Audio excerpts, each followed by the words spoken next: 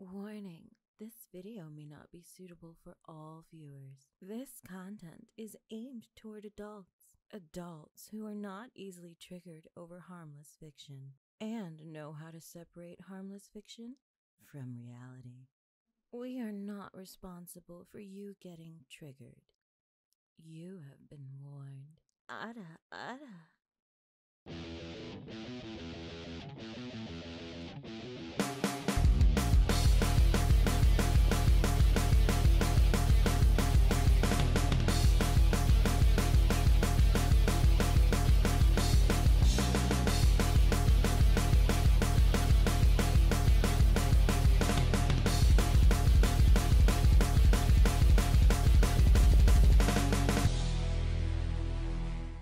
Hey, what's up everyone? It is I, the Video Game Hunter, and welcome to another VGH review. And today, I'm going to be taking a look at a game that I actually did a Let's Play on a few years ago. And the reason why I'm coming back to it now and reviewing it is because back then, the game was not 100% complete. And since now that it is, I thought it would be nice to take another look at it. And that game I'm reviewing is called Ludley Flan Maple Tea Dreamy. Oh, no, wait, that's the old name they went by. Now it's going by as Ludley Flan Maple Tea Ecstasy. Okay, and changes like that I might be putting out through this review.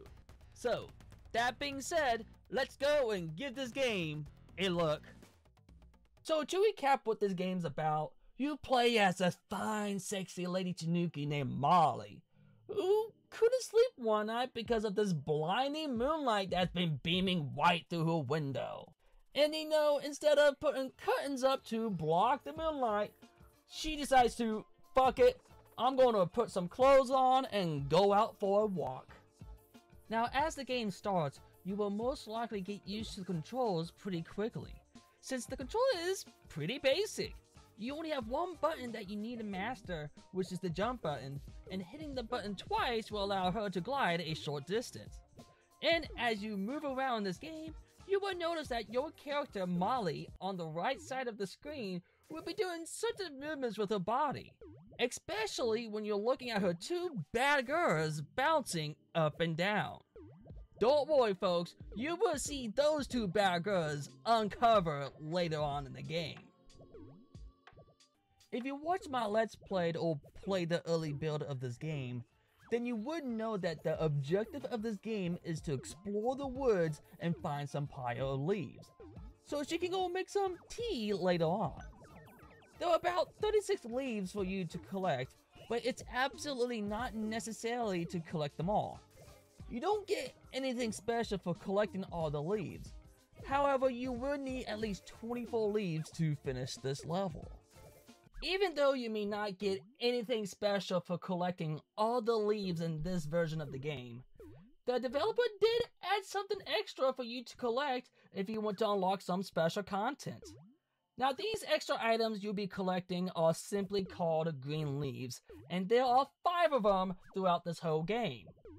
These items are really easy to find and to obtain if you pay attention to your surrounding, which at one point, I'm not gonna lie, I spent way too much time in a certain area and got really frustrated because, stupid me, I couldn't get this leaf right here.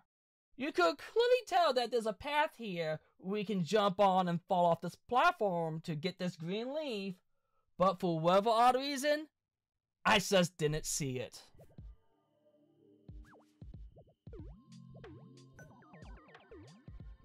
Once you get the final green leaf, a message appears granting you a password that allows you to give you access to a file that comes along with the game.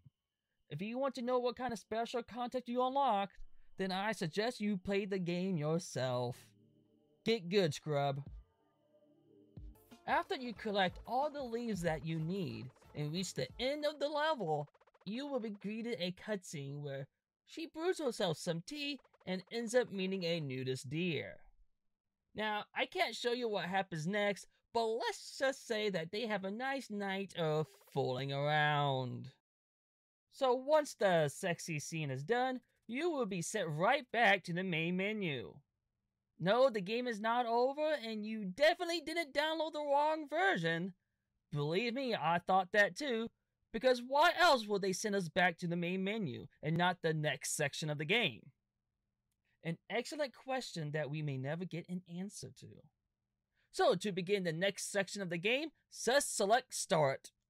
Now, in the next section of the game, your character wakes up from her nap and she noticed a little draft around her legs. Yep, her pants are missing. That deer that you just got done sleeping with only slept with you because he wants to get into your pants. Like, literally. And since you are pantless now, you need to work your way up back to Molly's home, which is at the beginning of the game. Which is not a big deal, but now you have to deal with these ghost creatures that will try to get in your way. And if you fall off the platform this time, you lose your other piece of clothing, and now you will be completely naked. So now we're at the part of the game that I don't really have much to say. Once you get your clothes back, then it's back to collecting leaves again, except this time around you have to collect way more leaves this time. But the good news is that if you have some leaves left over from the previous game, it carries over to this section of the game, which is great because this makes things so much easier. And once you collect enough leaves, you will have a final showdown with the nameless deer. Now, I probably should also mention that if you fall off a cliff, obviously you will lose a piece of clothing, but unlike last time, there is no getting your clothing back. So once you go completely naked, you will stay naked for the rest of the game. So to give you guys my final thoughts on Loot Leaf Land Maple Tea Ecstasy, my opinion on this game really has not changed much since I did a Let's Play on this game a few years ago. My main complaint is still, this game is way too short. They really only added one extra level, but even so, they still added some nice new neat artwork and nice new animations to the character, so... And the fact you're only paying like $4.20 on the itch.io page, I would say you are in fact getting your money's worth, despite the fact you can actually go through this whole game in 30 minutes or less. But other than that, I know I didn't really say anything about the music in this game, but I'm going to say it right now. I really do enjoy the song in the game. Yeah, there's only like one song throughout this whole game, which not a bad thing, especially the fact that the game is really short, so it's understandable to have the same song looped. And I'm actually wondering if the people who made that song actually has a Bandcamp page, because I wouldn't mind tossing them some few bucks just to download the song and listen to it in my free time, because it's really a nice, relaxing song.